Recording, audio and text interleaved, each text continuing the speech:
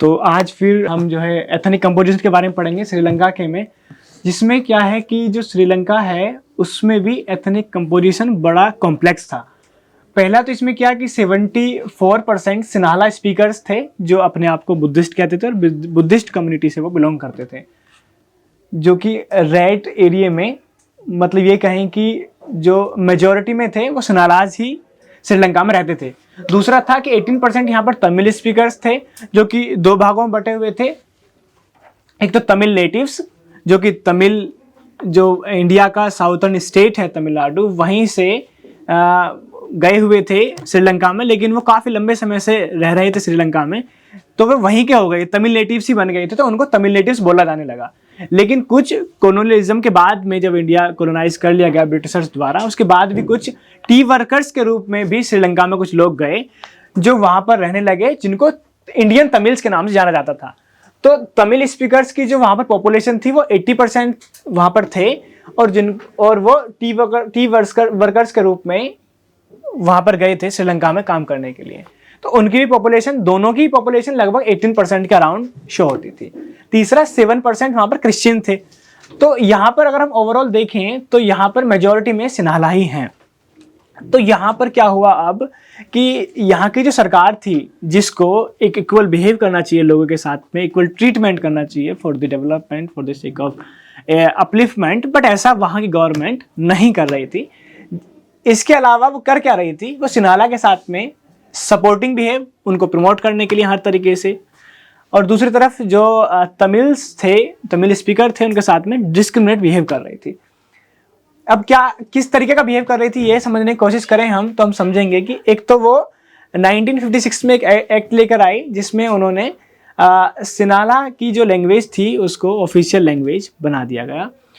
दूसरा, government job में केवल सिन्हालाज को एंट्री दी गई, तमिल्स को नहीं दी गई।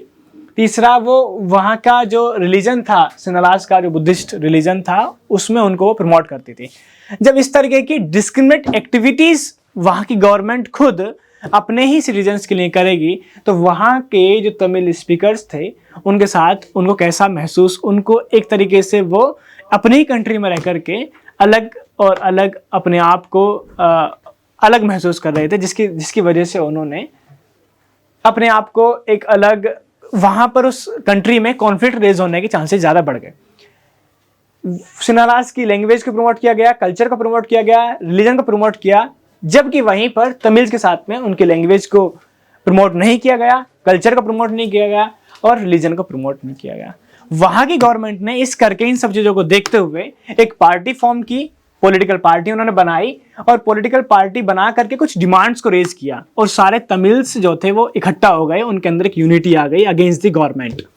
अब क्या हुआ, अब यहाँ पर उन्होंने एक पार्टी फॉर्म कर ली, तो अब पार्टी फॉर्म होने के बाद भी गवर्नमेंट यदि किसी की बात को नहीं मानती है तो ये चांसेस होते हैं किसी भी कंट्री में कि सिविल वॉर हो जाए। आगे देखते हैं ऐसा हुआ या नहीं हुआ। पहला इन्होंने क्या किया, पार्टी फॉर्म करने के बाद में उन्होंने तमिल्स ने कहा कि हमारी लैंग्वेज को भी, जैसा कि सिन्हालाज की लैंग्वेज को ऑफिशियल लैंग्वेज बनाया है, सेम हमारी लैंग्वेज को भी। हाँ, तो पार्टी फॉर्म की उन्होंने, और पार्टी फॉर्म करने के तमिल्स जो स्पीकर्स थे वो पार्टी फॉर्म करने के बाद उन्होंने कुछ अपनी डिमांड्स रखी। उन्होंने पहली डिमांड रखी कि हमारी तमिल लैंग्वेज को भी ऐसी ऑफिशियल लैंग्वेज बनाया जाए जैसे कि सिन्हालाज की लैंग्वेज को प्रमोट किया गया है, ऐसे ही हमारी लैंग्वेज को भी ऑफिशियल लैंग्वेज बनाया जाए। दूसरा, हमारे तमिल जो स्पीकर्स रहने वाले जो लोग हैं उनके लिए एक सेपरेट गवर्नमेंट बनाई जाए, या उसको कहें कि कम्युनल या कम्युनिटी गवर्नमेंट बनाई जाए, जो कि डिफरेंट रीजन पर उनके लिए लॉज बनाएगी, उनके लिए, उनको प्रमोट करने के लिए काम करेगी। तीसरा, कहा कि हमें भी इक्वल अपॉर्चुनिटीज दी जाएं जैसे कि सिन्हालाज को गवर्नमेंट जॉब में और अलग एरियो में दी हुई हैं। चौथा, कहा कि उन्होंने कि सेपरेट कंट्री की डिमांड करी कि अगर हमारे इस श्रीलंका में अगर हमारे लिए कहीं जगह नहीं है, यहाँ पर सिन्हालाज को ही आप प्रमोट करोगे, तो हमारे लिए एक नॉर्थ में या फिर नॉर्थ ईस्ट में हमारे लिए एक अलग कंट्री की डिमांड उन्होंने रखी कि अलग कंट्री बना दी जाए जिससे कि हम इंडिपेंडेंटली हैप्पीली अपनी लाइफ जी सकें। तीनों ही डिमांड पॉलिटिकल पार्टी बनने के बाद भी तमिल स्पीकर्स की सिन्हाला स्पीकर्स ने नहीं मानी, या ये कहें कि सिन्हाला जो श्रीलंका की जो गवर्नमेंट थी उसने उन डिमांड को नहीं एक्सेप्ट किया। अब जब उन्होंने नहीं एक्सेप्ट किया तो यहाँ पर जो मैं कह रहा था सिविल वॉर के बारे में, वैसा होना ही था। यहाँ पर दोनों ही पार्टीज के बीच में, दोनों ही कम्युनिटीज के बीच में सिविल वॉर छिड़ गया, और सिविल वॉर बहुत भयंकर, जिसने इकोनॉमिकली, कल्चरली और रिलीजियसली लोगों का नुकसान किया, जिससे क्या हुआ, कंट्री बहुत ज़्यादा है ना नीचे चली गई, इसका बहुत ज़्यादा डेवलपमेंट नहीं हुआ।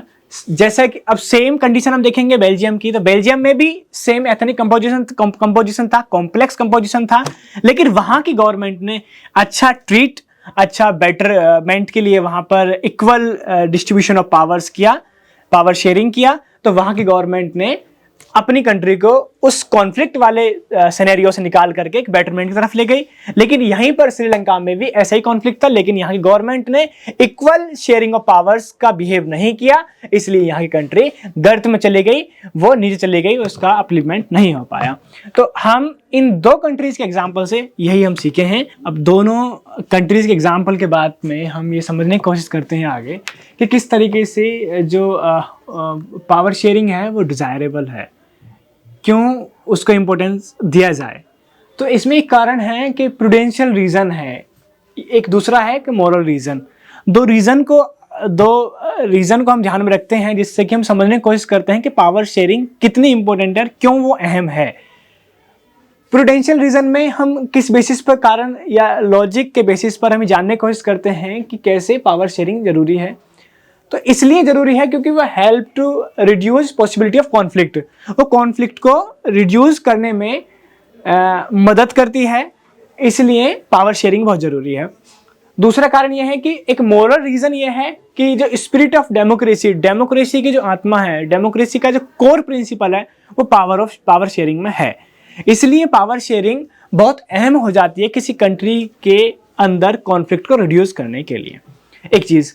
दूसरा, हम ये समझते हैं कि फॉर्म्स ऑफ पावर शेयरिंग क्या हैं, किन किन तरीके से उसका डिवीजन किया जा सकता है, या उसके डिवीजन करने के क्या क्या स्ट्रक्चरल एक पैरामीटर्स हैं, उनको समझने की कोशिश करते हैं।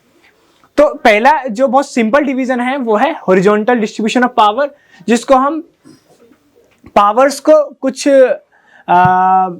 ये कहें कि हम कुछ बॉडीज में बांट देते हैं, जैसे कि लेजिस्लेचर, एग्जीक्यूटिव और जुडिशियरी, ये तीन बॉडी हैं। इंडिया में भी हम जब पावर्स को डिवाइड करते हैं तो ऐसे ही डिवाइड करते हैं। तो हॉरिजॉन्टल डिस्ट्रीब्यूशन ऑफ पावर ये कहता है कि जो कोई कंट्री है, किसी कंट्री में जो गवर्नमेंट चलाने के लिए उस सिस्टम को 3 पैरामीटर्स में बांट दो, जो फिर हॉरिजॉन्टली डिवाइड हो, जिसमें लेजिस्लेचर होगी जो लॉ बनाएगी, एग्जीक्यूटिव होगी जो लॉ को उसको पास करने के लिए, इंप्लीमेंट करने के लिए पूरे प्रयास करेगी, और तीसरा जुडिशियरी होगी कि जो उनकी कमियां खामियां होंगी उनको निकाल करके बताए, जनता के हित में काम करे। इस तरीके से ये हॉरिजॉन्टल डिस्ट्रीब्यूशन ऑफ पावर काम करता है।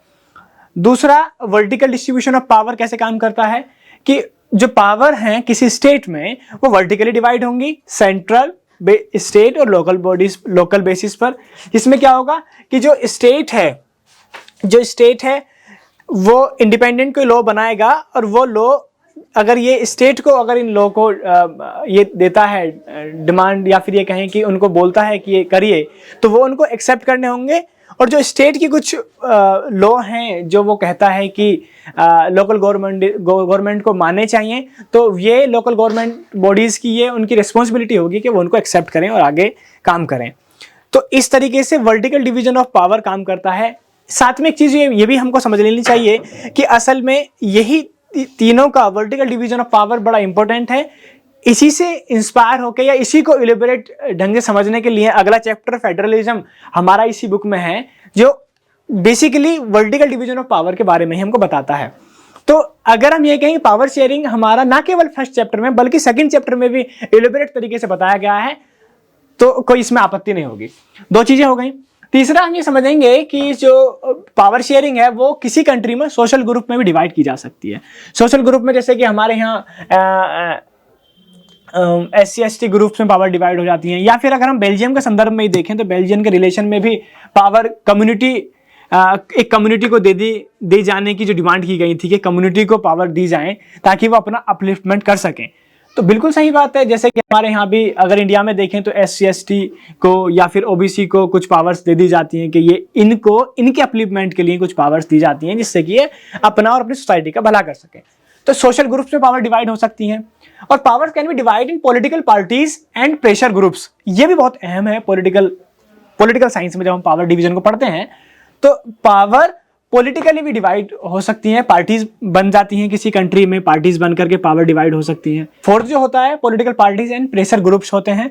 इसमें क्या होता है, किसी कंट्री में कुछ यूनियन होती है, जैसे कि ट्रेड यूनियन होती है, स्टूडेंट यूनियन होती है, जो कि गवर्नमेंट में बन रही पॉलिसीज को क्या करते हैं ये लोग, उनको अपनी इंपॉर्टेंस दिखाने की कोशिश करते हैं और अपनी बात को मनवा लेते हैं। तो ऐसे भी हमारे इंडिया में भी ट्रेड यूनियन और स्टूडेंट यूनियन काम करती हैं। तो गवर्नमेंट पॉलिटिकल पार्टीज और प्रेशर ग्रुप्स को भी कुछ पावर दे देती है। तो इस तरीके से 4 टाइप्स ऑफ पावर शेयरिंग को हमने यहाँ पढ़ा और समझने की कोशिश करी कि किसी कंट्री में कैसे पावर शेयरिंग करना या होना, उसका होना बहुत जरूरी है।